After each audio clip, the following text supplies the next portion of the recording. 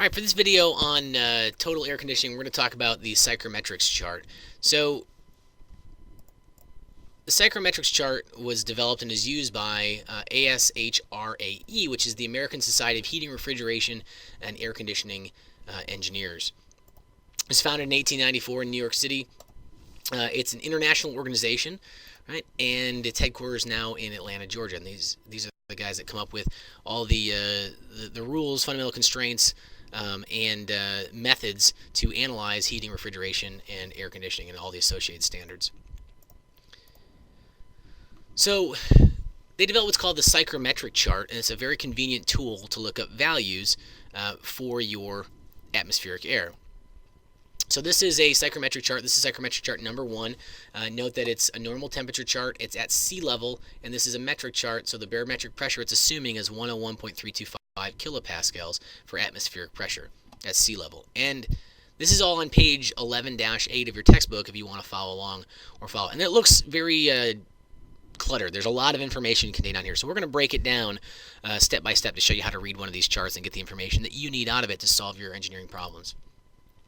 There's this really cool figure 11.4 in your textbook, where we break down kind of what each individual element is and how to read each individual line, and those are all combined and overlaid to come up with that psychrometric chart that I showed you previously. So lines of constant dry bulb temperature, your outside temperature, are the vertical lines, and that's your x-axis. On your right-hand side, y-axis, you're going to have your humidity ratio. And that's going to be, note the units in this, grams of water vapor per kilogram of dry air. So it's not kilograms per kilogram, it's grams of water vapor per kilogram of dry air, which shows you how low the volume of water can be relative to, or the mass of water, I should say, relative to the mass of the dry air. Now, part C shows you the lines of constant mixture enthalpy, that convenience property H that we defined for the mixture. That's these gray lines coming down at an angle, and you'd read the value here on the left-hand side. And I'll show you this on a complete chart here in a second. The lines of constant wet bulb temperature, which are these angled dotted lines, right? That's our wet bulb temperature values. And then the lines of constant dew point temperature, which are these lines straight across. Now, it's interesting because the dew point temperature is achieved by a process with constant pressure. It therefore has a constant humidity ratio, which is why they're straight across, as are the humidity ratio lines. Except you read the temperature for the dew point on the left-hand side, and the right-hand side is where you'd read the humidity ratio. Now these curved lines that flow up, starting at 10% going all the way to 100%, which is fully saturated, are your lines of relative humidity, and these are percentages. And then finally, you have another set of diagonal lines at a much steeper slope than those of enthalpy and wet bulb temperature. You have these steep lines of mixture volume per dry air mass, that specific volume of the dry air, which is given in meters cubed per kilogram dry air. Let's take a look at it on the chart. Let me put some colors to it so it's a little bit easier to see. So the vertical lines are dry bulb temperature, and you read them here at the bottom. In this case, it's a metric chart. Again, it's still the sea level, 101.325 kilopascals, so we're assuming that is the pressure. So you're going to need two other properties in order to fix your state. The dry bulb temperature here is given, you read on this scale on the bottom, and it's given in degrees Celsius. If I read to the right-hand side, these lines going straight across, that's the humidity ratio, omega. And again, the humidity ratio units are right here, the grams of moisture per kilogram of dry air. Right? Again, these curved lines are humidity ratio. So in this case, I'm on the 40% relative. Excuse me, I shouldn't say humidity ratio. That's relative humidity. In this case, I'm at 40% relative humidity, and I go all the way until I'm fully saturated, which means the mass of my vapor is the maximum amount of mass that the atmospheric air can hold. So I have a relative humidity of 1 or 100%, which is this line over here, which means I'm fully saturated. And that's what that line is there. I've highlighted it now.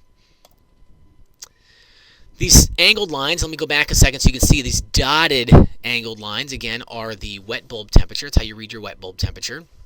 And I would read it here on the left-hand side on this curve. I can see my temperatures, 20 degrees Celsius, 25 degrees Celsius, 30 degrees Celsius. So I'm reading somewhere around 22.5 degrees Celsius there. And then I also have my mixture enthalpy, and you'll note that I can read that on either side. This scale here that's kind of covered by the word's humidity ratio here, but starting here 60, 70, 80, etc., going up to 120, are the same numbers in the same scale as this outside left-hand marker. So I can read left or right in this case. Each of these slope lines for our mixture enthalpy, which the units here, kilojoules per kilogram of dry air. And then again, reading straight across, but this time to the left, to my temperature scale, is the dew point temperature.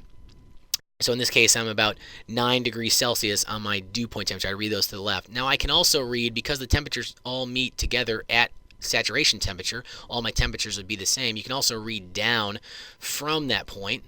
You can read down from that point if you have trouble reading on this curve.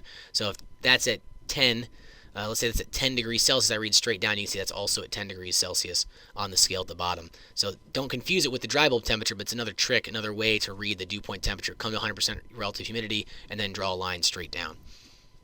So let's show this in an example. Oh, I'm sorry. One more thing. Mixture volume per dry air. That's those very steep lines. That's mixture volume per mass of dry air. And you can see the units here, the cubic meters per kilogram dry air. So it's very important to kind of have attention to detail, look at what lines, make sure you're reading the correct lines and the correct units associated with those lines. So let's show you dry bulb temperatures straight down, and let's go to the next one. So again, barometric pressure, 101.325 kilopascals. I need two other properties to fix the state. So let's say I'm given that the dry bulb temperature is 30 degrees Celsius, and I'm given the fact that the dew point temperature is 28.96 degrees Celsius. So I'm going to intersect those 2 points, those two lines, and mark a point. So that's my state. So now I can just read everything else from there. So if I read straight across to the right, I can get my my humidity ratio. That's, in this case, I'd read it as 25.5 grams of water per kilogram of dry air, water vapor per kilogram of dry air. I could read my relative humidity in percentage, and I just kind of estimate there where that lies between 90% here and 100% being my saturation line. And we read that to be about 94% relative humidity. I can then read along this dashed line to get my wet bulb temperature, and that's 29.1 degrees Celsius.